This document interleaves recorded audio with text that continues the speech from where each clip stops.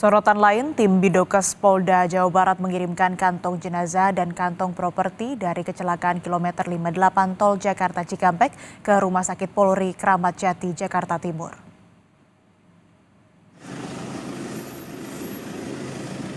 Sebanyak 13 kantong jenazah dibawa dari RSUD Karawang ke RS Polri Kramat Jati menggunakan ambulans untuk diidentifikasi kelanjutannya. Selain itu, 7 kantong berisi properti korban juga dibawa ke RS Polri. Pengiriman kantong jenazah dan properti korban kecelakaan di kilometer 58 Tol Jakarta Cikampek dikawal ketat oleh polisi.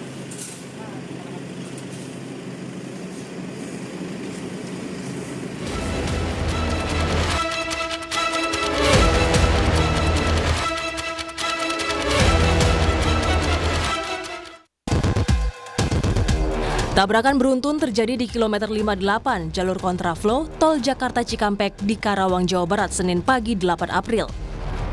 Kecelakaan melibatkan 3 kendaraan dan mengakibatkan 12 orang tewas. Sopir bus Prima Jasa menjelaskan, kecelakaan berawal dari mobil Grand Max yang tiba-tiba oleng ke kanan saat berada di jalur kontraflow.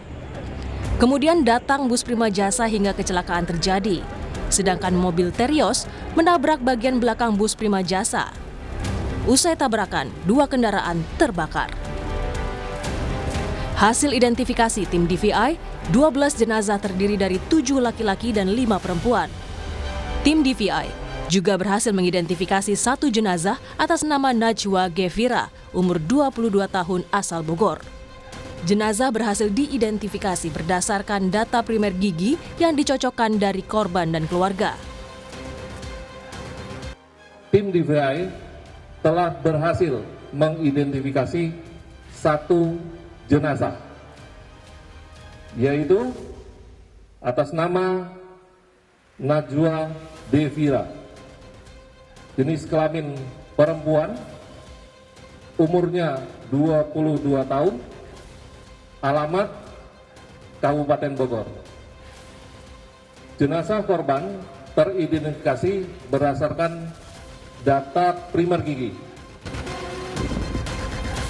Semua jenazah korban dan propertinya sudah dikirim ke RS Polri Jakarta Timur dari RSUD Karawang untuk menjalani identifikasi lanjutan. Tim Liputan, Kompas TV.